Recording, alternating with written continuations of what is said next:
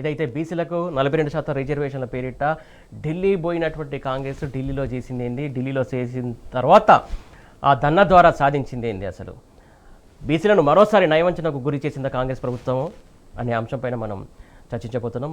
మనతో పాటు చర్చలో పాల్గొనడానికి తెలంగాణ రాష్ట్ర బీసీ మాజీ చైర్మన్ గారు ఒకలాభరణ కృష్ణమోహన్ రావు గారు ఉన్నారు. ఆయన అడిగి మరిన్ని విషయాలు తెలుసుకుందాం. నమస్తే సార్. నమస్కారం అండి. సార్, ప్రధానంగా ఢిల్లీలో ఏదైతే ఢిల్లీ వేదికగా ఈరోజు జరిగినటువంటి ధర్నాలో అగ్రనాయకులంతా డుమ్మగొట్టారు. అగ్రనాయకుల సపోర్టు లేదని దీంతో తేటతెల్లమైనట్టేనా?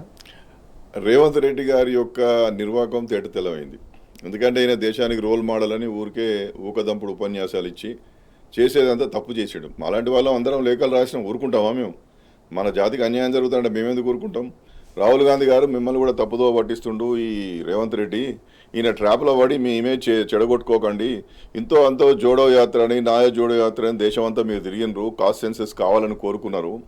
ఈయన చేసినవన్నీ తప్పులే, తప్పుల మీద తప్పులు చేసి దేశానికి రోల్ మోడల్ అని మీతో కూడా అనిపిస్తున్నాడు అని చెప్పి మాలాంటి వాళ్ళము సామాజికవేత్తలు చాలామంది ఆయనకు లేఖలు రాయడం జరిగింది. ఆయన వాస్తవాలు గమనించినట్టున్నాడు. ఢిల్లీలోనే ఉండి ట్వీట్ చేసినంటే ఈయన ఢిల్లీకి ఎందుకు పోయినట్టు, ఈ మొత్తం మంత్రివర్గం అంతా ఎందుకు కదిలిపోయింది, ఎమ్మెల్సీలు ఎందుకు పోయినరు, ఎమ్మెల్యేలు ఎందుకు పోయినరు, ఏం కథ ఇది? ఎవరిని తప్పుదో పట్టించే ప్రయత్నం చేస్తున్నారు రేవంత్ రెడ్డి గారు? ఇవాళ రాష్ట్రపతి గారి దగ్గర పెండింగ్ ఉన్నాయి. సుప్రీంకోర్టులో ఆర్టికల్ 32 ప్రకారం మీరు ఒక రిట్ ఆఫ్ మాండమస్ వేసి సెంట్రల్ గవర్నమెంట్ అడ్వైజ్ మేరకు రాష్ట్రపతి గారి దగ్గర నుండి బిల్స్ తొందరగా తెచ్చుకునే ప్రయత్నం చేయవచ్చు. మీరు చేయాల్సినటువంటి న్యాయపరమైన రాజ్యాంగపరమైన ప్రక్రియలని పూర్తి చేసి 9వ షెడ్యూల్ కోసం పద్ధతి ప్రకారం కేంద్రానికి పంపిన తర్వాత కేంద్రం ఎంతకు స్పందించకపోతే 9th షెడ్యూల్ పెట్టడానికి ముందుకు రాకపోతే, ఉభయ సభల్లో బిల్లులు చట్టాలు పెట్టడానికి ముందుకు రాకపోతే మీరు కేంద్రం మీద దుమ్మెత్తి పోసినా బాగుంటుంది. కానీ ఇది ఏం ప్రక్రియ? ఇది ఎటుపోతున్నది? అసలు ఈ రాష్ట్రాన్ని ఏం చేయదలుచుకున్నాడు ఈ రేవంత్ రెడ్డి? ఈ బీసీల జీవితాలతో ఎందుకు ఆడుకుంటున్నాడు? ఇది ఎందుకు గమనిస్తలేరు బీసీ నాయకులు అనేటువంటిది నేను సూటిగా ప్రశ్నిస్తా ఉన్నా. మరొక మాట ఏమంటాడంటే, రాహుల్ గాంధీ గారు ప్రైమ్ మినిస్టర్ అయిన తర్వాత చేస్తారట. ఇది ఇప్పుడు కాదా? ఏది ఇంకోటి గమనించాలి మీరు. రాహుల్ గాంధీ ప్రైమ్ మినిస్టర్ అయినాక చేస్తారట. అక్కడనే ఉన్నటువంటి భవిష్యత్ ప్రైమ్ మినిస్టర్ గారు ఆ ధర్నా కాడికి రాలేదు, జంతర్ మంతర్ దగ్గరికి. ఆయన ప్రైమ్ మినిస్టర్ అయినాక చేస్తా అని చెప్తాడు. మల్లికార్జున ఖర్గే గారికి తీరిక లేదు, కేసీ వేణుగోపాల్ గారికి లేదు, ప్రియాంక గాంధీ గారికి లేదు. మరి ఎందుకోసం పోయినావా? రాహుల్ గాంధీ ప్రధానమంత్రి కాడు, బీసీకి సంబంధించినటువంటి రిజర్వేషన్లు రావనేది దీంతో అర్థమైంది కదండి, అర్థమైంది కదా. ఇప్పుడు ఏమవుతుంది బ్రదర్, ఈ చెప్పిందే చెప్తున్నట్టు అయిపోతున్నది. ఈయన అన్ని తప్పులు చేస్తుండు. మేమేమైంది? ఇప్పుడు ఏమైపోయింది? సోషల్ మీడియా అయిపోయింది, చాలా టీవీలు అయిపోయినాయి. ఎక్కడికి పోయినా అదే పద్ధతులు చెప్పాలి. మనం చరణం చేస్తున్నాం తప్ప చేస్తున్నటువంటి సూచనలు ఏవైతే ఉన్నాయో వాటిని సరిదిద్దుకొని సమగ్రంగా మనం తయారు చేసుకొని నిజంగా కూడా 42% నిలబెడతామనే చిత్తశుద్ధి రేవంత్ రెడ్డి గారిలో ఉంటే ఈ ధర్నాలు ఎందుకు చేస్తాడు? రాష్ట్ర ప్రభుత్వాలు ధర్నాలు చేయంగా ఎప్పుడన్నా చూసినామా? కేంద్ర ప్రభుత్వం పాత్ర దీనిలో ఏమున్నది? ఉన్నది అనుకుందాం. పద్ధతి ప్రకారం నువ్వు పోయినప్పుడు కదా. అంటే కేంద్ర ప్రభుత్వం పాత్ర లేదని అనుకుంటున్నాడా, ఉందనుకుంటున్నాడా? ఇప్పుడు ఆ విషయం గ్రహించాడా? ఇది రాజకీయ ప్రచారం కోసం చేస్తున్నాడు. రాహుల్ గాంధీ గారి దగ్గర ఎక్కువ ఈయనకు అపాయింట్మెంట్స్ దొరుకుతలేవట. ఏమన్నా కర్మగాలి ఎక్కడన్నా ఆలాపసడని రాత్రి ఊడబీకి ఏ ఉత్తమ్ కుమార్ రెడ్డిని పెడతారు అని చెప్పి ఈ బీసీల వాదాన్ని ముందరేసుకున్నాడు. ఇది మనోళ్ళకి అర్థమైతలేదు. తన రాజకీయ మనుగడ కోసం, ఉనికి కోసం ఏ రాహుల్ గాంధీ గారు అయితే కాస్ట్ సెన్సెస్ కావాలి, సామాజిక న్యాయం కావాలని మాట్లాడుతున్నాడు కదా, ఆ బాటలో నేను కూడా ఉన్నా, నీతోనే ఉంటాను, నువ్వు కొంచెం ముఖ్యమంత్రి పదవి నుండి తీసేయక అనేటువంటి ఒక విషయమే, ఒక హిడెన్ ఎజెండాను పెట్టుకొని ఆయన ప్రయత్నం చేస్తున్నాడు తప్ప ఇది బీసీల బాగు కోసం కాదు. ఇవాళ నేను నేరుగా అడుగుతున్నాను, మీరు ఒక రిట్ ఆఫ్ మాండమస్ ఎందుకు ఇస్తలేరు? సున్నితంగా అయిపోతుంది కదా. ఇవాళ చాలాసార్లు పద్ధతులు చెప్పిన పద్ధతులే మళ్ళీ చెప్తున్నాం. ఒక ఇండిపెండెంట్ కమిషన్ సర్వే చేస్తే ఇదంతా ఉండకపోయేది కదా. మీరు వేసినటువంటి డెడికేటెడ్ కమిషన్ చట్ట ప్రకారం చేస్తే దాని ప్రకారం ఇచ్చినటువంటి నివేదిక రేపు న్యాయస్థానాల్లో కూడా నిలబడేది కదా. ఇంత దుర్మార్గం అండి ఇదంతా కూడాను. ఇవన్నీ తప్పులు అంటుంటే సుదర్శన్ రెడ్డి గారి కమిటీ వేసిండు. సుదర్శన్ రెడ్డి గారి కమిటీ కోసం ఈ ఎంసీఆర్ హెచ్ఆర్డీలో ముఖ్యమంత్రి గారు, ఉప ముఖ్యమంత్రి గారు, మంత్రులంతా పోయి లైన్లు కట్టి ఆయన రిపోర్ట్ తీసుకున్నారు. దీనికి పనికొస్తుంది? అసలు పనికొచ్చే రిపోర్టు డెడికేటెడ్ కమిషన్ అని భూసాని వెంకటేశ్వరరావు గారి కమిషన్ ఇంతో అంతో పనికొస్తుంది. ఆయనకు సమయమే ఇవ్వలేదు ఈయన. ఆ నివేదికను ఆఖరికి చీఫ్ సెక్రటరీ గారికి ఇచ్చేసి ఆయన నిలిపోయాడు. కాబట్టి మీరు బీసీల పట్ల మీకున్నటువంటి వివక్షత చాలా స్పష్టంగా కనపడుతున్నది. దీన్ని మీరు మార్చుకోకుండా బీసీలను అరచేతిలో వైకుంఠం చూయించి నేను ఈ వర్గాలకు కట్టుబడి ఉన్నా అని చెప్పేటటువంటి ప్రయత్నం నేనేం చేయాలి? నేను సర్వే చేసిన, కమిషన్లు వేసిన, రిపోర్ట్ తీసుకొచ్చిన, కేంద్రం మీద పోయి కొట్లాడినా, మరి వాడు సహకరిస్తలేరు, వేరే వాళ్ళు ఉన్నారు కదా అని చెప్పి ఇతరుల మీద బురద జల్లి తాను తప్పించుకునే ప్రయత్నం చేస్తున్నాడు తప్ప ఆయననే మొత్తం తప్పులు చేస్తున్నాడు అనేది మనం గమనించాలని చెప్పి మనవి చేస్తున్నా. బీసీ సమాజానికి మనవి చేస్తున్నా, బీసీ మేధావులకు మనవి చేస్తూ ఉన్నా. ఇవాళ బీఆర్ఎస్ బీజేపీ పాత్ర అక్కడ ఏమున్నదండి? నువ్వు అసెంబ్లీలో బిల్లు పెట్టినప్పుడు, కౌన్సిల్లో బిల్లు పెట్టినప్పుడు యునానిమస్గా వాళ్ళు సపోర్ట్ చేసిండ్రు, వాళ్ళ పాత్ర అంతే. నువ్వు వాళ్ళని ఎందుకు తిడతావు? ఆడ కిషన్ రెడ్డి గారిని తిడతాడు, బండి సంజయ్ గారిని తిడతాడు, గౌరవనీయులు కేసీఆర్ గారిని తిడతాడు, కేటీ రామారావు గారిని తిడతాడు. ఏది పెడితే ఆ పరుష పదజాలం. ఒక ముఖ్యమంత్రిగా మాట్లాడేటటువంటి భాష పార్లమెంటరీ భాష ఉండాలి. కేటీఆర్ గారిని పట్టుకొని ఎట్లా మాట్లాడుతున్నాడు? కేసీఆర్ గారిని పట్టుకొని ఎట్లా మాట్లాడుతున్నాడు? ఈ రాష్ట్రాన్ని సాధించినటువంటి నాయకుడు 10 సంవత్సరాలు ఈ రాష్ట్రాన్ని ఒక ప్రగతి పదంలో తీసుకుపోయినటువంటి ఒక మహానాయకుడి మీద ఆయన పెద్దరికానికి, ఆయన ఏజ్కి గౌరవం ఇవ్వకుండా మాట్లాడే మాటలు ఎట్లున్నాయండి? తెలంగాణ ప్రజలు ఇవన్నీ గమనిస్తలేరా? ఈ రేవంత్ రెడ్డి అన్నట్టు డోకాబాజీ పనులు చేస్తున్నాడు, ఇది అంతే ఏంది? ఊకే కేసీఆర్ గారిని తిట్టుడేంది, ఊకే కేటీఆర్ గారిని తిట్టుడేందని చెప్పి చూస్తలేరా ప్రజలంతా? కాబట్టి ఇవాళ దయచేసి విఘ్నులైనటువంటి, మేధావులైనటువంటి బీసీ ప్రజలు, బీసీ నాయకులు, కాంగ్రెస్ పార్టీలో ఉన్నటువంటి వాళ్ళు సత్యాన్ని తెలుసుకోవాలి. రేవంత్ రెడ్డి మోసం చేస్తున్నాడనేది తెలుసుకోవాలి. ఇవాళ నేను మళ్ళీ అడుగుతున్నాను, రాహుల్ గాంధీ గారు ఎందుకు రాలే? ప్రియాంక గాంధీ గారు ఎందుకు రాలే? మల్లికార్జున ఖర్గే గారు ఎందుకు రాలే? కేసీ వేణుగోపాల్ గారు ఎందుకు రాలే? అరే యావత్ మంత్రివర్గము, మంత్రులు, ఎమ్మెల్సీలు, పిసిసి నాయకులందరూ అక్కడ పోయి జంతర్ మంతర్ దగ్గర చేస్తుంటే కూతవేటు దూరంలో ఉన్నటువంటి దూరం నుండి రాహుల్ గాంధీ గారు పాల్గొనలేదంటే ఈయన యొక్క గొప్పతనం తెలిసిపోతున్నది కదా, ప్రజలందరూ కూడా గమనిస్తున్నారు. ఆయన గొప్పతనం ప్లస్ పార్టీ స్టాండ్ ఏంటో కూడా అర్థమవుతుంది. రాహుల్ గాంధీకి ఈయన సంగతి అర్థమైపోయింది. ఏదో ఇక బలవంతంగా ట్వీట్ చేసినట్టున్నది. ఓకే, అది కూడా ఎవరైనా పిఎల్ చేసి ఎవరు చేసిర్రు ఆయన తెలుసో లేదో తెలియదు. ఎక్కడి నుంచి ఏమొస్తో మళ్ళీ ఎలాంటి. కాబట్టి ఇవాళ మోసపూరితమైనటువంటి విధానాలతో ప్రతిపక్షాలను అణచివేస్తూ ఇవాళ ఒక కుట్రపూరితమైనటువంటి పాలన కొనసాగిస్తున్నారు రేవంత్ రెడ్డి గారు. నేను ఇంతకుముందు సోమాజి కూడా ప్రెస్ క్లబ్లో కూడా మాట్లాడినా, అది వచ్చింది, మళ్ళీ కూడా చెప్పాల్సినటువంటి అవసరం ఉంది కాబట్టి చెప్తున్నా. ఇవాళ మేము 16 నెలల్లో కాళేశ్వరంలో జరిగినటువంటి మొత్తం విషయాలను సమగ్రంగా మేము ఆ అవినీతిదాయకమైనటువంటి విషయాలన్నింటినీ కూడా 16 నెలలు సమయం ఇచ్చి సమగ్రంగా మేము అధ్యయనం చేయించినామని చెప్పి గొప్పగా చెప్పుకుంటాను. మరి 2 కోట్ల బీసీల జనాభాకు నువ్వు ఎంత సమయం ఇచ్చినావు? నీ డెడికేటెడ్ కమిషన్ నెల రోజుల రిపోర్ట్ ఇవ్వన్నావు. నువ్వు మాకు సంబంధం లేనటువంటి సుదర్శన్ రెడ్డి కమిషన్ కమిటీ వేసి వాళ్ళని ఒక 2-3 నెలల్లో ఇవ్వమన్నావు. మా మొత్తం జాతుల యొక్క, ఈ బడుగు బలహీన వర్గాల యొక్క మొత్తం జీవితాలకు సంబంధించిన విషయాలను నువ్వు ఎన్ని రోజుల్లో? 50 రోజుల్లో చేసినావు సర్వేను. ఆ సర్వేను కూడా స్వతంత్ర కమిషన్ చేయలేదు, నీ ప్లానింగ్ డిపార్ట్మెంట్ ద్వారా చేసుకున్నావు. నీ అధికారులకు నువ్వు ఎక్కువ చేయమంటే ఎక్కువ చేస్తారు, తక్కువ చేయమంటే తక్కువ చేసి అధికారులతో నువ్వు చేయించినావు. అంటే బీసీలు అంటే ఇంత తక్కువ చూపేందుకు? మరి కాళేశ్వరం కమిషన్ నివేదిక బయటపడ్డది కదా, వాళ్ళు ఇట్లా బుక్కులు ఇచ్చిరో లేదో సాయంత్రం మనకు రానే వచ్చింది ఆ రిపోర్టు. మరి మా డెడికేటెడ్ కమిషన్ రిపోర్ట్ ఏది? మా సర్వే రిపోర్ట్ ఏది? ఈ రాష్ట్రంలో ఎన్ని కులాలు ఎట్లా బతుకుతున్నాయి, సంచార కులాలు ఎట్లా బతుకుతున్నారు, ఏ కులాలకు రాజకీయంగా అవకాశాలు రాలేదు, ఏ కులాలకు విద్యా ఉద్యోగ రంగాల్లో తమ ప్రాతినిధ్యం ప్రకారం అవకాశాలు రాలేదు. నువ్వు సర్వే చేసినావు కదా శాస్త్రీయంగా, నువ్వు శాస్త్రీయంగా చేసిన గణాంకాలు ఇవ్వయా? ఎందుకు బయట పెట్టలేదా నువ్వు? సమగ్ర కుటుంబ సర్వే రిపోర్టు బయట పెట్టలేదా నువ్వు? సమగ్ర కుటుంబ సర్వే రిపోర్టు బయట పెట్టాల్సిన అవసరం బీఆర్ఎస్కు లేదు, ఆనాటి ప్రభుత్వానికి లేదు. నీకు 42% రిజర్వేషన్ల హామీ ఉన్నది. ఆనాటి ప్రభుత్వానికి కొత్తగా రాష్ట్రం ఏర్పడ్డది, ప్రభుత్వం ఏర్పడ్డది కాబట్టి స్థితిగతులు తెలుసుకొని వాళ్ళ యొక్క జీవన ప్రమాణాలు ఎట్లా పెంచాలనేటువంటి దృష్టితోనే ఆనాటి ముఖ్యమంత్రి అయినటువంటి శ్రీ కేసీఆర్ గారికి అవకాశం ఉండే. ఇంకొక విషయం, క్వశ్చనర్ మీద నుండి మొదలు పెడితే అధ్యయనం వరకు 7 కేసులు పడ్డాయి. ఆ కేసులు మొన్న 2023 వరకు ఉన్నాయండి. 2023 వరకు సమగ్ర కుటుంబ సర్వే మీద హైకోర్టులో కేసులు ఉన్నాయి. అందువల్ల ముఖ్యమంత్రి గారు ఆనాడు బయట పెట్టలేకపోయాడు. కానీ ఎవరు అడిగితే వాళ్లకు పబ్లిక్ డొమైన్లో ఉన్నది. బీసీ కమిషన్కి ఇచ్చాడు, అన్ని డిపార్ట్మెంట్లకు ఇచ్చాడు, అనేకమైనటువంటి సంక్షేమ కార్యక్రమాలు వచ్చాయి. సమగ్ర కుటుంబ సర్వే అనేటువంటిది లిమ్కా బుక్ ఆఫ్ రికార్డ్స్లో నమోదు చేసుకున్నది. సమగ్ర కుటుంబ సర్వేలో నమోదైనటువంటి డాటా నిన్న నువ్వు చేసినటువంటి నీ యొక్క సర్వేలో అంత డాటా రాలేదు.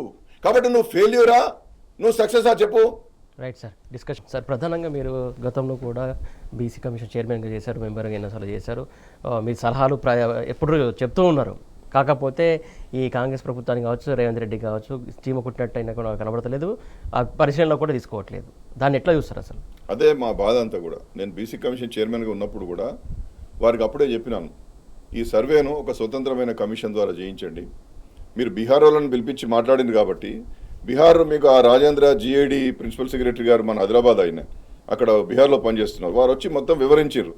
మేము ఒక 17 క్వశ్చన్లు పెట్టినాము, తర్వాత సమగ్రంగా కొంత ముందుకు పోయినాము, కానీ మేము బీసీ కమిషన్స్ రికమెండేషన్స్ తీసుకోలేదు, దీని మీద అనాలిసిస్ పార్ట్ మేమేం చేయలేదు, కాబట్టి ఇవన్నీ కూడా ఉటంకిస్తూ మాకు అక్కడ గౌరవ్ కుమార్ అనేటువంటి కేసులో మా యొక్క చట్టాన్ని కూడా కొట్టివేయడం జరిగింది, కాబట్టి ఇవన్నీ జాగ్రత్తలు తీసుకోండి అని చెప్పి రాజేంద్ర గారు చాలా సమగ్రంగా చెప్పిపోయాడు. చెప్పిన తర్వాత కూడా వీళ్ళు 57 ప్రశ్నలు అంటే మెయిన్ ప్రశ్నలు 57, ఉప ప్రశ్నలు కలిపి 75 ప్రశ్నలతో క్వశ్చన్ తయారు చేశారు. ఇదంతా తయారు చేసిన తర్వాత 5-11 అంటే 5th నవంబర్ ఈ నవంబర్ 2024న రాహుల్ గాంధీ గారిని ఒక మీటింగ్ పెట్టి ఇంటరాక్షన్ బిట్వీన్ ఇంటలెక్చువల్స్, కుల సంఘాల నాయకులు, సోషలాజిస్టులు అని చెప్పేసి పెట్టేసి ఒక మీటింగ్ పెట్టారు.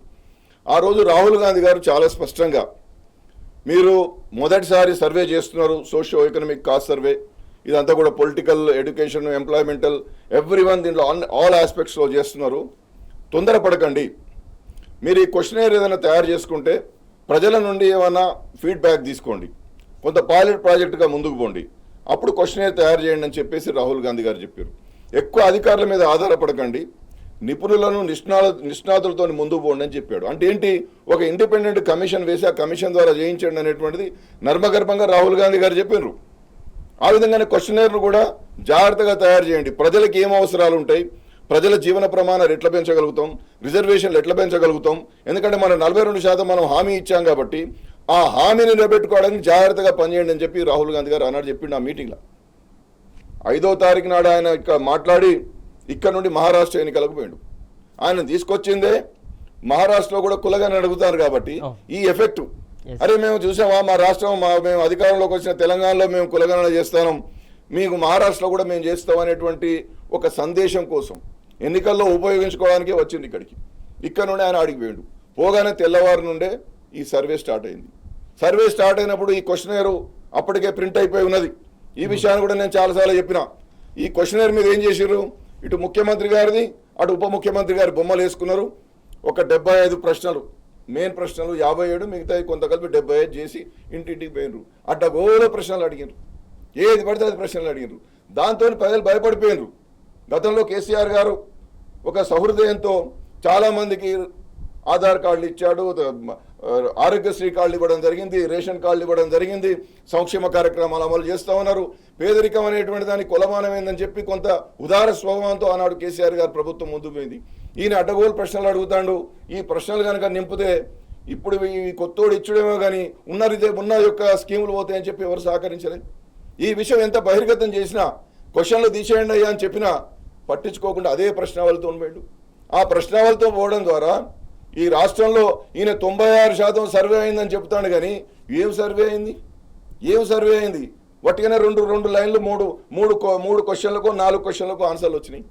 అన్ని క్వశ్చన్లకు ఆన్సర్లు రాకపోయినప్పుడు ఆ డాటా దేనికి పనికి వస్తుంది? సమగ్రంగా విద్యారంగంలో, ఉద్యోగ రంగంలో, ఆర్థిక రంగంలో, సామాజిక రంగంలో వివక్షత ఇవన్నిటిని కూడా బేరీజు వేయడానికి కావాల్సినటువంటి సమాచారాన్ని ముందు సేకరించలేదు. కాబట్టి ఏమైపోయింది, ఒకటి వీళ్ళ బొమ్మలు వేసుకొని పోవడం ద్వారా ఇది కాంగ్రెస్ సంక్షేమ కార్యక్రమం అనుకున్నారు ప్రజలంతా. ఇంకోటి అడ్డగోలు కృష్ణలు అడిగే వారికి ఏమైంది, అమ్మ ఉన్న పథకాలు పోతాయి కావచ్చు అనుకున్నారు. అందుకని ఎవ్వరు కూడా సహకరించలేదు. ఈ రాష్ట్రంలో నాకు తెలిసి ఎవరో కొంత గ్రామీణ ప్రాంతాల్లో పాపం పేదవాళ్ళు ఏమైనా ఇచ్చిచ్చారు కావచ్చు, ఏం లేని వాళ్ళు, కానీ చాలా వరకు మధ్యతరగతి కుటుంబాలు, ఎగువ మధ్యతరగతి కుటుంబాలు వివరాలు ఇవ్వలేదు. మీరు అన్నట్టు పథకాలు ఎగ్గొట్టడానికి సర్వే చేశారని చెప్పేసి జనాలు అనుకున్నారు. అదే చెప్తున్నా కదా, ఈ రేవంత్ రెడ్డి గారి మీద పాలన మీద మొదటి నుంచి ఇదే. రైతు బంధు ఇస్తలేడు, స్కాలర్షిప్లు వస్తలేవు, రియంబర్స్మెంట్ ఆఫ్ ట్యూషన్ ఫీ వస్తలేదు, ఆరోగ్యశ్రీ సరిగా పనిచేస్తలేదు. ఇప్పుడు ఈయన వచ్చి అన్ని రాసుకపోతాడు. ఏమో ఉన్నాయి పోతే, ఎప్పుడన్నా సాగు బతుకుల మధ్య పోతే ఏదైనా హాస్పిటల్లో సౌకర్యం కావాలి కదా, ఆ సౌకర్యం కూడా లేకుండా అయితే ఇప్పుడు గ్రామీణ ప్రాంతాల్లో ఏమవుతుందండి, లిక్విడ్ ఎక్కువ ఉండదు. ఏదో 4 ఎకరాలు 5 ఎకరాలు 10 ఎకరాలు ఉంటుంది కావచ్చు. పైసలు ఎందుకుంటే వాళ్ళ దగ్గర 6 కాలం పనిచేసే రైతు దగ్గర పైసలు ఎక్కడ ఉంటాయి? ఏదో ఆరోగ్యశ్రీతోనే ఆరోగ్య సమస్యలు ఎదురైతే ఎక్కడికైనా పోతాడు. ఇప్పుడు ఈ వివరాలు రాసి నాకు 10 ఎకరాలు ఉన్నది, ఒక ట్రాక్టర్ ఉన్నది అని రాసి ఈయన ఇచ్చిండు అనుకోండి, రేపొద్దున ఆరోగ్యశ్రీ పోతే, ఇంకేదైనా పథకం పోతే. కాబట్టి ఇవాళ రేవంత్ రెడ్డి గారు చేసినటువంటి సర్వే వల్ల ప్రజలు ఎంత చైతన్యవంతులైందంటే ఉన్న పథకాలు ఎగ్గొట్టడానికి కుట్ర చేస్తాను రేవంత్ రెడ్డి అని చెప్పి అక్కడి నుండే సర్వే విఫలం అవడం మొదలైంది. దాన్ని గమనించకుండా మేము 96% చేసినామన్నారు. హైదరాబాద్లో 60% కూడా పూర్తి కాకపోతే, మెజారిటీ జనాభా కలిగినప్పుడు హైదరాబాద్నే కాకపోతే సుమారు 2 కోట్ల జనాభా ఉంటుందండి. ఈడనే 4 కోట్ల 2 కోట్లు ఈయనే ఉంటారు కదా. ఈయనే 60% కానప్పుడు నువ్వు 96% ఎక్కడ చేసినట్టు? కాబట్టి సర్వే ఆరంభంలోనే నీ సంక్షేమ పథకంగా మొదలుపెట్టి నీ హిడెన్ ఎజెండా ద్వారా పథకాలను రద్దు చేయాలని కుట్ర చేస్తున్నావు అని చెప్పి ప్రజలు నీకు సహకరించలే. కాబట్టి నువ్వు చేసినటువంటి సర్వేలో నీకు సమాధానాలు రాలే, ప్రజల యొక్క జీవన స్థితిగతులు నీకు రాలే. కాబట్టి అదంతా కూడా బోగస్. ఇంకొక మాట సార్, ఆల్ పార్టీస్ మీటింగ్స్ పెట్టట్లేదు ఈ బీసీ రిజర్వేషన్ సంబంధించి. అలా పెట్టకుండా బీఆర్ఎస్ పార్టీ రాలేదు, సపోర్ట్ చేయలేదని అనడంలో దాంట్లో ఆంతర్యం ఏంటి అసలు? అదే అడగాలి వాళ్ళ రేవంత్ రెడ్డి గారు, అదే చెప్పాలి. నువ్వు బీహార్ వాళ్ళను పిలిచి మాట్లాడినావు కదా, ఆ బీహార్ అధికారి జేఏడీ అధికారి ప్రిన్సిపల్ సెక్రటరీ గారు ఏం చెప్పిండు? మా ముఖ్యమంత్రి గారు 100 సార్లు వీడియో కాన్ఫరెన్స్లు పెట్టిండు, 10 సార్ల అఖిలపక్ష సమావేశం పెట్టిండు, ప్రతి సంఘటనను కూడా ఏం జరుగుతుంది, ఎక్కడి దాకా అయింది, ఏడు దాకా పోయిందని చెప్పి అన్ని రాజకీయ పార్టీలకు లేఖలు రాసిండు. ఇంత గొప్పగా ఇంత ప్రజాస్వామ్యయుతంగా మా నితీష్ కుమార్ గారు చేసిండని చెప్పిండు. మంచిగా విన్నారు, అందరూ బ్రహ్మాండంగా విన్నారు. ఒక్క అఖిలపక్షమైనా పెట్టిండా? ఒక్క సమావేశమైనా పెట్టిండా? నీ సర్వే ఎక్కడి దాకా వచ్చినావో చెప్పినవా? నువ్వు ఎన్ని ఫామ్లు నింపినావో చెప్పినవా? ఒక్క నెల రోజులనే టైప్ కొడితే అయిపోద్దా అండి? 80,000 డాక్యుమెంట్స్ ఉన్నాయని చెప్పినావు కదా, 80,000 లక్షలు 80,000 కోట్ల డాక్యుమెంట్లు ఉన్నాయని చెప్తున్నావు కదా. ఆ డాక్యుమెంట్లన్నీ ఒక్క 20-30 రోజులనే పటపట టైప్ కొట్టి పారేసిండ్రా? ఎట్లా చెప్పండి? ఇది పూర్తిగా కాలేదంటే నువ్వు మళ్ళీ సమయం ఇచ్చినావు, ఫిబ్రవరిలో ఒక 10 రోజులు. మళ్ళీ ఏమైంది? మీ ఇష్టం ఉన్నోడు ఎవడన్నా నింపుకోరు లేకుండా లేదన్నారు. అరే ఎంతమందికి అయితే ఇళ్ళలో పోలేదో, ఆ తాళాలు వేసి ఉన్నాయో, లేకపోతే నామోదు చేసుకోరో వాళ్ళు ఇళ్ళలో పోనివా అని చెప్తే పోవులు లేదు, అడుగులు లేదు, నీ ఇష్టం అంటే చెప్పు లేకుండా లేదన్నాడు. వాళ్ళంతటి వాళ్ళు స్వచ్ఛందంగా వస్తలేదనే కదా మేము అడిగింది. కాబట్టి అఖిలపక్షం పెట్టవు, ఎవరిని కాన్ఫిడెన్స్లో తీసుకోవు. నీవు భజన చేసే కొన్ని కుల సంఘాలను పట్టుకొని నీవు భజన చేసేటటువంటి కొన్ని సంఘాలు, కుల సంఘాలు కాదు, కుల సంఘాలు చాలా స్వచ్ఛందంగా ఉన్నాయి. బీసీ సంఘాల పేరిట నీకు భజన చేసే వాళ్ళని ఎంబడి పెట్టుకొని జయో అనిపించుకున్నాడు తప్ప బీసీలకు నువ్వు చేసింది ఏం లేదు. సార్, ఇచ్చిన హామీల్లో ప్రధానమైనటువంటి హామీ బీసీ సప్లాన్ పెడతామన్నారు. ఆ సప్లాన్ గురించి ప్రస్తావన రాలేదు. ఆ ప్రస్తావనలు అన్ని పక్కకు పెట్టడానికి ఇవన్నీ ఒక కొత్త డ్రామాలు, అన్ని డ్రామాలే అండి. ఇప్పుడు కామారెడ్డి బీసీ డిక్లరేషన్ ఏం చెప్పిండు? 20,000తో మహాత్మా జ్యోతిబాపులే నిధి పెడతాడు, సప్లాన్ నిధి పెడతాడు. అది పెట్టుడు చేత అవుతలేదు. అన్ని కులాలకు ఫెడరేషన్లు చేస్తాడు, అది చేతగాలే. 4 పెట్టిండు, కుర్చీ టేబుల్ లేదు. అర్థమైందా అండి? పెట్రోల్ లేదు, డీజిల్ లేదు, వాళ్ళు పట్టుకునే వాళ్ళకు గన్మెన్ లేడు, ఎవరు లేడు. ఏదో మేము కుల ఫెడరేషన్ అయితే మా ఆత్మగౌరవం పెరుగుతుందని చెప్పి కొంతమంది అనుకున్న 4 ఇచ్చిండు, అది చేయలేకపోయాడు. సంచార కులాలకు 5% రిజర్వేషన్లు ఇస్తా చాలా వారికి ఒక గ్రూప్ చేసి అన్నాడు, అది దిక్కు లేదు. సంచార కులాలకు కావాల్సినటువంటి ఏది కూడా నెరవేర్చలేదు. కేసీఆర్ గారు ఉన్నప్పుడు ఆత్మగౌరవ భవనాల కోసం 100,000 ఎకరాలు ఇస్తే అక్కడ ఆనాడు వేసిన శంకుస్థాపన పలకాలే తప్ప ₹1 ఇవ్వలేదు, వాటి ముఖం చూడలేదు. కాబట్టి నువ్వేం చేసినట్టు? మీ యొక్క కామారెడ్డి డిక్లరేషన్ గురించి మీరు పవర్ ప్లాంట్ ప్రజెంటేషన్ చేయండి. మీరు ఇచ్చినటువంటి తప్పుడు లెక్కల గురించి, తప్పుడు విధానాలను దేశమంతా చెప్పి తెలంగాణ పరువును దిగజార్చొద్దని చెప్పి నేను మనవి చేస్తా ఉన్నా. నువ్వు ఎట్లా చెప్పండి? మీ జరిగినటువంటి సర్వే ఎక్కడ ఏది బాగున్నది? మీరు ఇవాళ ఆ సర్వేనే తప్పంటే మళ్ళీ నువ్వు సుదర్శన్ రెడ్డి వర్కింగ్ గ్రూప్ ఏంది? దానికి ఏం శాంటిటీ ఉంటుంది? దానికి శాంటిటీ లేదు, దీనికి శాంటిటీ లేదు. నువ్వు వేసినటువంటి భూసాని వెంకటేశ్వరరావు కమిషన్ కూడా అది బీసీ వెల్ఫేర్ డిపార్ట్మెంట్ నుంచి చేసిర్రు. ఇవాళ నేను ఒకటి వినండి, మీరు కృష్ణమూర్తి కేసులో చెప్పినటువంటిది నేను చదివి వినిపిస్తున్నా. The identification of backward classes for the purpose of reservation is an executive function and as per the mandate of Article 340, dedicated commission need to be appointed, conduct a rigorous empirical inquiry into the nature and implications of backwardness అని చెప్పి మా కృష్ణమూర్తి కేసులో చాలా స్పష్టంగా చెప్పారు. భూసాని వెంకటేశ్వరరావు గారి commission article 340 ప్రకారం వేయలే కదా. బీసీ వెల్ఫేర్ నుండి 49 ఇచ్చారు, ఒక టీఓఆర్ ఇచ్చారు. ఆ టీఓఆర్లో మాత్రం ఈ సుప్రీంకోర్టులో చెప్పినటువంటి వర్డిక్ట్ పెట్టారు. కానీ వెంకటేశ్వరరావు గారు సమగ్రంగా ఎక్కడ అధ్యయనం చేసిండు? వెంకటేశ్వరరావు గారు ఎన్ని జిల్లాలు తిరిగిండు? అధికారికంగా ధృవీకరించబడినటువంటి ఎన్ని బహిరంగ నోటీసులు ఇచ్చాడు? దానికి మీరు సహకారం ఎంత ఇచ్చారు? అసలు వెంకటేశ్వరరావు గారి కమిషన్కు మీరు నిధులు ఎంత ఇచ్చారు? మీరు ఎంతమంది నిపుణులైనటువంటి మెంబర్లను పెట్టారు? ఒక్క 1 మ్యాన్ కమిషన్ వేస్తారా అండి? ఇంత సమగ్రంగా ఇంత గంభీరమైనటువంటి విషయంలో ఒక్కరిని వేసి అతని కూడా అవగాహన లేనటువంటి వ్యక్తిని వేసి మీరు ఇవాళ ఆయన ద్వారా ఆగమేఘాల మీద ఆ రిపోర్ట్ ఇస్తారంటే కూడా తీసుకోలేదు ఇవాళ. ఆయన బీసీ కాబట్ట, వెంకటేశ్వరరావు గారు బీసీ కాబట్టి ఎక్కడ ఇచ్చిపోవచ్చు చీఫ్ సెక్రటరీ కాడ వాడేసిపో అంటే ఆయన పొద్దున్నాక ఇక పిలుస్తాడు కావచ్చు ఎదురు చూసి ఎంతకు సీఎం దగ్గర నుంచి పిలుపు రాకపోతే సిఎస్ గారికి ఇచ్చిపోయాడు. అంటే బీసీల మీద ఉన్న వివక్షతను నేను మాట్లాడుతూ ఉన్నా. సుప్రీంకోర్టు ఇంత స్పష్టంగా మీకు జడ్జిమెంట్ ఇచ్చిన తర్వాత ఆర్టికల్ 340 ప్రకారం ఉన్నప్పుడు నువ్వు బీసీ వెల్ఫేర్ నుంచి చేసినటువంటి భూసాని వెంకటేశ్వరరావు గారు ఇచ్చేటటువంటి నివేదిక ఏ మేరకు చెల్లుతుంది? స్వతంత్రంగా ఆయన రిగరస్ ఎంఫరికల్ ఎంక్వైరీ ఎక్కడ చేసిండు? ఈచ్ లోకల్ బాడీ వైజ్ వరకు ఎక్కడ వెళ్ళిండు? దానికి శాంటిటీ లేదు కాబట్టి ఆ నివేదిక పనికిరాదు. అంతేకాకుండా నువ్వు సర్వే ఎవరి ద్వారా చేయించినావు? నీ అధికారులతో చేయించినావు. నీ అధికారులు నువ్వు పెంచమంటే పెంచుతారు, తగ్గించమంటే తగ్గిస్తారు. ఏ పలానా కులం తక్కువ నాది ఎక్కువ రాయంటే రాస్తారు. అందుకోసమే ఓపెన్ కేటగిరీ వాళ్ళది ఎక్కువ వచ్చింది. కేసీఆర్ గారు చేసినప్పుడు బీసీలది 52% ఉంటే ఇవాళ లెక్కలలో 46% ఉంటుందండి. బీసీలది పెరుగుతుందా తగ్గుతుందా? జనం తగ్గుతారా? ఓపెన్ కేటగిరీగా జనం పెరుగుతారు, మా బీసీలకేమో జనం తగ్గుతారా? ఇంతకన్నా దుర్మార్గం ఏం కావాలండి? ఇంతకన్నా మోసం ఏం కావాలి? నువ్వు చేసినటువంటి లెక్కలు తప్పని అంతకన్నా ఏం కావాలి? ఈ రాష్ట్రంలో 56% ఉన్నటువంటి బీసీలు నీ లెక్కలలో 46% అని వచ్చారు. ఇంకొక మాట, ఒక దుర్మార్గమైనటువంటి పదం వాడతాడు ఈయన. ముస్లిం బీసీలట, ముస్లిమేతర బీసీలట. అంటే బ్యాక్వర్డ్ క్లాసెస్కు ముస్లిమేతర బీసీలు అని చెప్పి నువ్వు ఒక తొడుగుతున్నావా? కొత్త పేరు ఏంది? అంటే వీళ్ళు ముస్లిం బీసీలు, ముస్లిమేతర బీసీలు అనగానే బీజేపీ వాళ్ళు రావాలి, వాళ్ళే మేము మతపరమైన రిజర్వేషన్లు ఇవ్వని వాళ్ళు అనాలి. కాబట్టి నువ్వు ఏం రాజకీయం చేస్తున్నావు? బీసీల జీవితాలతో ఎందుకు ఆడుకుంటున్నావు? బీసీలకు వచ్చేటటువంటి ఆ యొక్క అప్పనంగా ఎన్నో ఇవ్వాల్సినటువంటి అవసరం ఉండే కదా, వాటిని ఎందుకు వెనుకకు తీసుకెళ్తున్నావు? కాంగ్రెస్ పార్టీ వాళ్ళ వర్షన్ అలా ఉంటే బీజేపీ కూడా కొత్త డ్రామా క్రియేట్ చేస్తుంది. ఈ 10% ముస్లిం రిజర్వేషన్లు తీసేస్తే మేము ఆమోదిస్తామని వాళ్ళు మాట్లాడాడు. నేనేమంటున్నా, ఈ కొత్త డ్రామా ఈయన తీసుకొచ్చిండు. 51%, 56% అంటే అయిపోతుంది కదా. ముస్లిం బీసీలు, ముస్లిమేతర బీసీలని మత ప్రాతిపదికన రిజర్వేషన్లు ఇస్తుర్రా? ఈ గ్రూపులో ఉన్నది మత ప్రాతిపదికన కాదు కదా.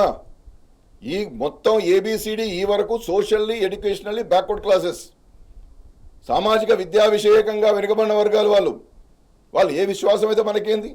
ఇది సెక్యులర్ దేశం. ఈ సెక్యులర్ దేశంలో వాళ్ళు ఏ గ్రూప్ అయితేంది, సి గ్రూప్ అయితేంది, డి గ్రూప్ అయితేంది. ఒకసారి బీసీ జాబితాలో వాళ్ళు చేర్చబడిన తర్వాత, సుప్రీంకోర్టు స్టే ఇచ్చిన తర్వాత అది కొనసాగుతున్నప్పుడు మళ్ళీ సుప్రీంకోర్టు నుండి జడ్జిమెంట్ వచ్చేంత వరకు వాళ్ళు బీసీలే. కాబట్టి దాన్ని మతపరమైన రిజర్వేషన్లు కాదు కదా, యాజ్ ఎ హోల్ టోటల్ ముస్లింలకు రిజర్వేషన్లు ఇవ్వబడలేదు. కాబట్టి ఈయన లేనటువంటి కొత్త సమస్యను తీసుకొచ్చిండు. 56% ఉన్నారయ్యా అని చెప్పి లెక్క చెప్తే కథమైపోయేది. ముస్లిం బీసీలు, ముస్లిమేతర బీసీలని మత ప్రాతిపదికన రిజర్వేషన్లు ఇస్తలేరు. చదువుకోనోడైతే ఈ యొక్క అనుభవం లేని వాళ్ళు ఉంటే ఇట్లే ఉంటుంది. ఇప్పుడు గతంలో రాజశేఖర రెడ్డి గారు ఉన్నప్పుడు రాని బాధ, కేసీఆర్ గారు ఉన్నప్పుడు లేని బాధ, సమగ్ర కుటుంబ సర్వే లెక్కలు వచ్చిన తర్వాత కూడా రానటువంటి క్వశ్చన్లు, ఈ మొత్తం ఈ రేవంత్ రెడ్డి గారు చేసినటువంటి లెక్కల తర్వాత మత ప్రాతిపదికన రిజర్వేషన్లు ఉంటుందని బీజేపీ ఎత్తుకున్నదంటే నువ్వు మత ప్రాతిపదికన రిజర్వేషన్లు ఇస్తున్నావు అనేటువంటి సంకేతాన్ని వాళ్ళకి అందించినావు. కాబట్టి వాళ్ళు మాట్లాడుతున్నారు.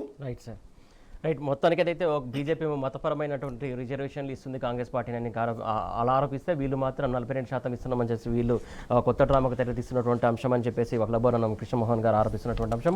ప్రధానంగా ఏదైతే డెడికేటెడ్ లేని సీఎం ఖచ్చితంగా బీసీలకు అన్యాయం చేస్తున్నారని చెప్పేసి ప్రధాన వాదన కనబడుతుంది. డిస్కషన్ కంటిన్యూ చేద్దాం సార్. ప్రధానంగా ఏదైతే బీసీ రిజర్వేషన్ అంశం సంబంధించి మాజీ మంత్రి కేటీఆర్ ఒక పాయింట్ రేజ్ చేశారు, సవాల్ విసిరారు. బీసీ రిజర్వేషన్ల అంశానికి సంబంధించి ప్రజావేదికగా ప్రజల మధ్య చర్చకు రేవంత్ రెడ్డి సిద్ధమని సవాల్ చేశారు. ఈ సవాల్ని ఎట్లా చూడాలి? చాలా గొప్ప విషయం కదా.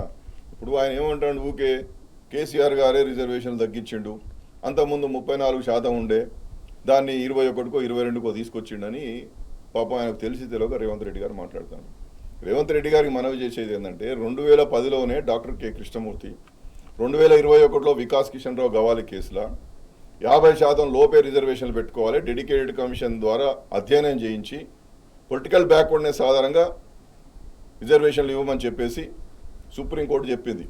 అప్పటికే ఎప్పుడు 2018లోనే గోపాల్ రెడ్డి అనేటైనా ఒక కేసు వేసిండు. అంతకుముందు కూడా కేసులు పడితే కిరణ్ కుమార్ రెడ్డి గారు ఉన్నప్పుడు ఏం చేసిందంటే, ఒక్కసారి అయితే కర్ణాటకలో మీకు అవకాశం ఇచ్చారు కాబట్టి మా ఎలక్షన్ల వరకు అయితే మీరు ఏంటి మేము 34% బీసీ రిజర్వేషన్లతో పోతాము, వచ్చే ఎలక్షన్ల నాటికి మీరు చెప్పిన త్రిబుల్ టెస్ట్ను ఫాలో చేస్తామని చెప్పి కిరణ్ కుమార్ రెడ్డి గారు ఎలక్షన్లు నడుపుకున్నాం. 14లో మన రాష్ట్రం ఏర్పడ్డది, గవర్నమెంట్ వచ్చింది. మన ఎన్నికలు వచ్చే నాటికి ఏమైపోయింది, మళ్ళీ గతంలో స్వప్నారెడ్డి వేసినటువంటి కేసును గోపాల్ రెడ్డి అనేట ఆయన మళ్ళీ వేసి ఆల్రెడీ 50% దాటి ఉన్నది. కాబట్టి దీని మీద మీరు వెంటనే డైరెక్షన్స్ ఇవ్వాలంటే హైకోర్టు డైరెక్షన్స్ ఇచ్చింది తెలంగాణ ప్రభుత్వానికి. నువ్వు 50% లోపే, 34% లేదు, ఏమి లేదు. 2010లోనే సుప్రీంకోర్టు చాలా స్పష్టంగా చెప్పిన, మీరు ఇంతకాలం మీరు 50% లోపు ఎందుకు తగ్గించలేదని చెప్పి ఏది హైకోర్టు చెప్పింది గోపాల్ రెడ్డి కేసులో. చెప్పిన తర్వాత కేసీఆర్ గారు సుప్రీంకోర్టుకు పోయిండు.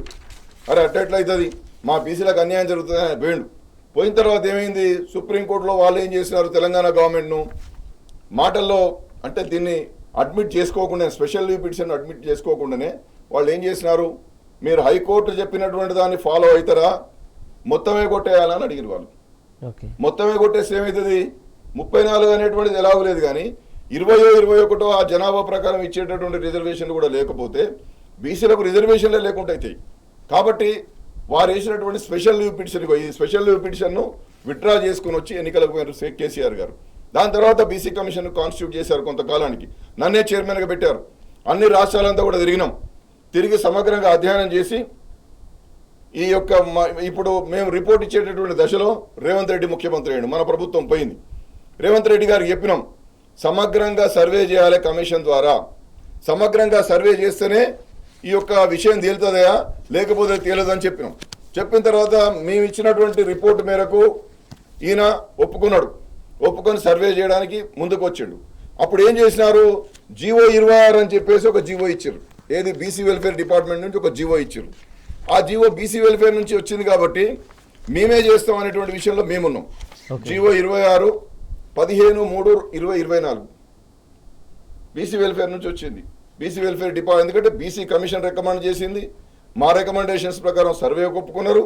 సర్వే ఒప్పుకున్న తర్వాత చట్టబద్ధమైనటువంటి కమిషన్ చేయాలి కాబట్టి మేము చట్టబద్ధమైన కమిషన్ కాబట్టి మాకు అవకాశం ఇస్తే రాష్ట్రం అంతా కూడా సర్వే చేసి పొలిటికల్ బ్యాక్వర్డ్నెస్ నిర్ధారించి రిపోర్ట్ ఇద్దాం అనుకున్నాం.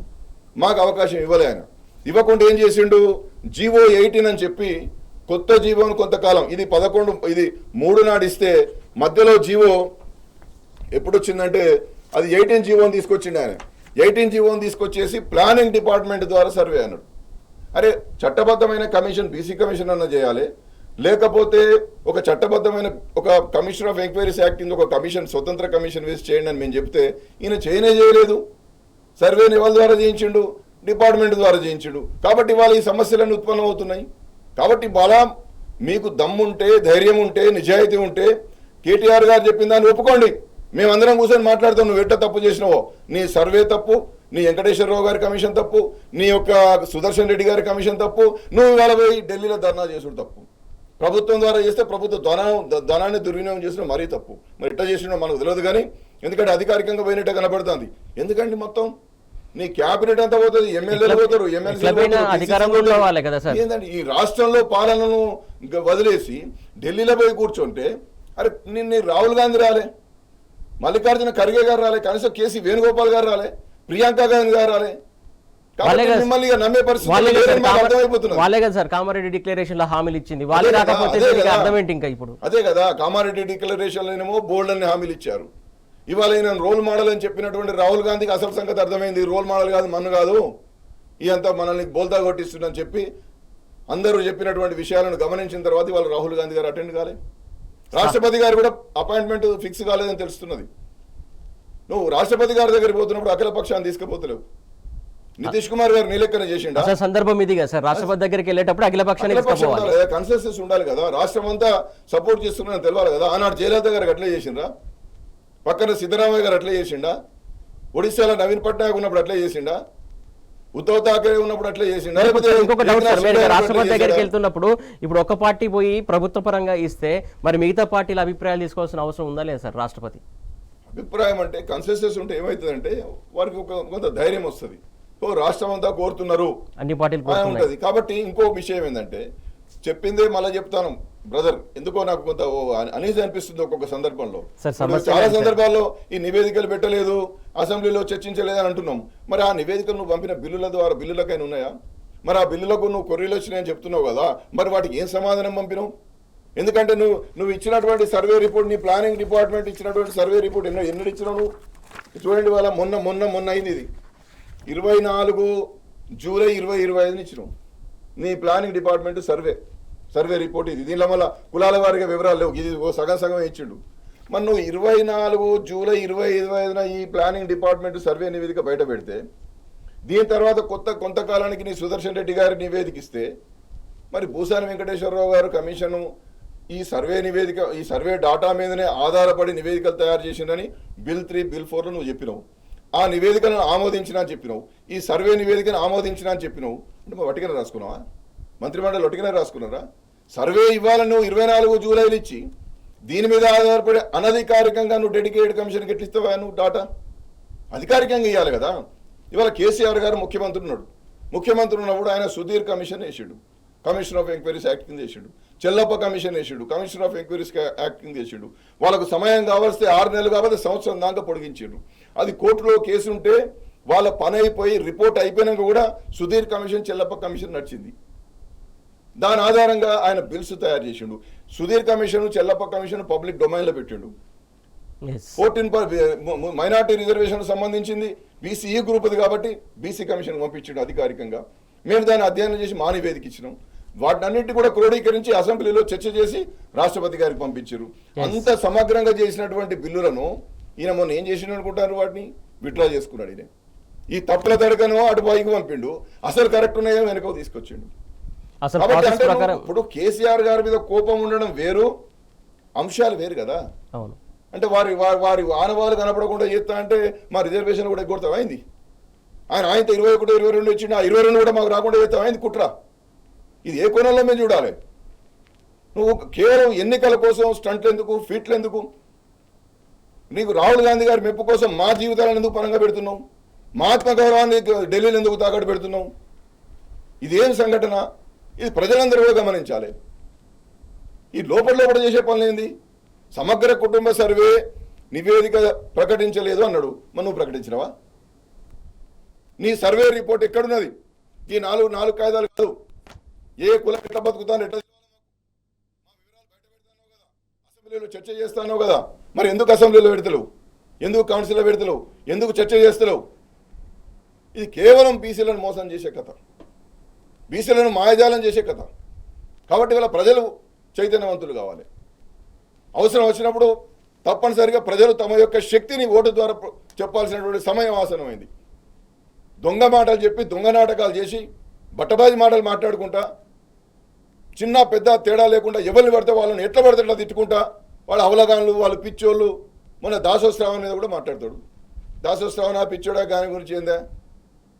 నువ్వు గాని గురించి అడుగుతావా? నీ మానసిక స్థితిని టెస్ట్ చేయాలి. దాసోత్సవం గారు ఒక కీలకమైన పాయింట్ రైజ్ చేశారు. ఏది ఆర్డినెన్స్ తేవడం వల్ల ఉపయోగం లేదన్నారు.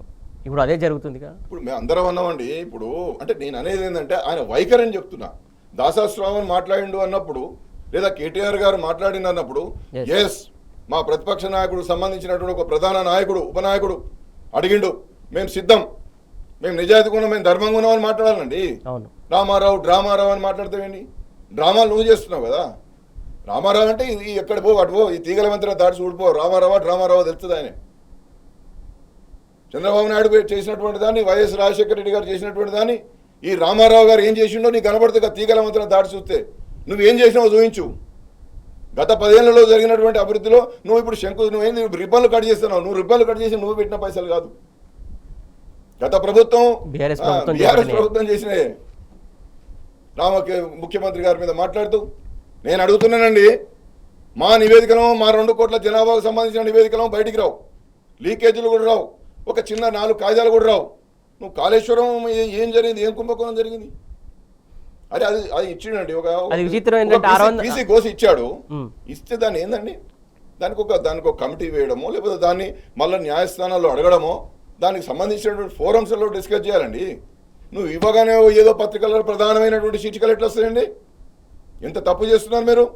ప్రజాస్వామ్యాన్ని అపహాస్యం చేస్తూ, చిన్న పెద్ద తేడా లేకుండా ఒక ప్రముఖ వ్యక్తి, ఒక చారిత్రక వ్యక్తి మీద మీరు ఏం మాట్లాడుతున్నారు? కేసీఆర్ లేకుండా తెలంగాణ ఎక్కడిది? కేసీఆర్ లేకుండా ఇవంత వ్యవస్థ ఎక్కడిది? మీరు ఏది రుజువు చేయగలిగారు?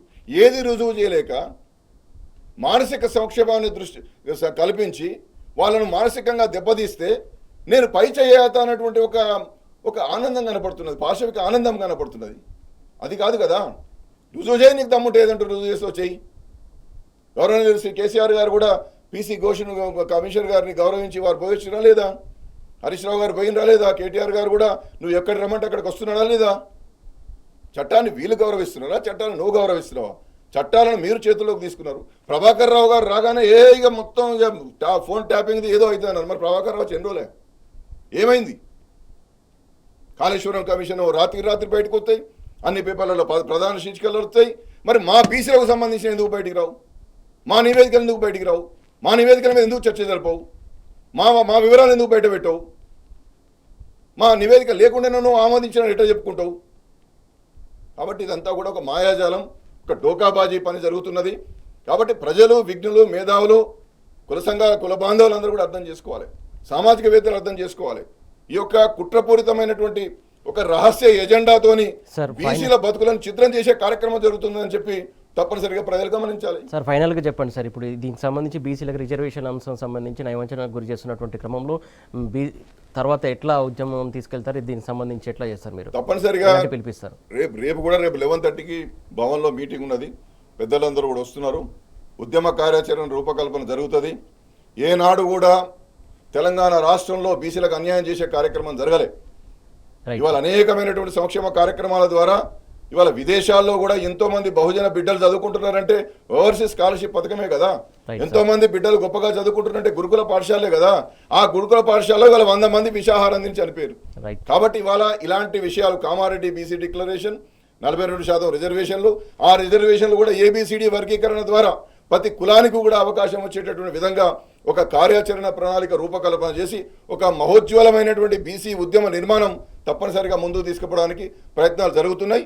ఆ ప్రయత్నాల్లో ఈ రేవంత్ రెడ్డి గారు పటాపంచలు కాక తప్పదు కుట్రలని చెప్పి నేను తప్పనిసరిగా మనవి చేస్తాను. Right sir, thank you so much sir, thank you so much. So మొత్తం చూస్తున్నాగా బీసీకి సంబంధించి రిజర్వేషన్ అంశం పేరిట ఎలా దగా చేస్తున్నది కాంగ్రెస్ పార్టీ చూసాము. అలాగే ఢిల్లీ వేదికగా అగ్రనాయకులు రానిటువంటి దీక్షకు ఏ ప్రామాణికం తీసుకోవాలో బీసీలను అన్యాయం చేసినట్టు అని చెప్పేసి చాలామంది ఆరోపిస్తున్నటువంటి పరిస్థితి ఉంటుంది. ప్రధానంగా ఇక్కడ చూసుకోవాల్సింది ఏదైతే ఈ ఉద్యమం ఇంకా ఉధృతం చేస్తామని చెప్పేసి వగలాబారాన కృష్ణమోహన్ రావు చెప్తున్నటువంటి పరిస్థితి. ఇదే వాటి బరాబర్ అడుగుదాం. Keep watching tea news.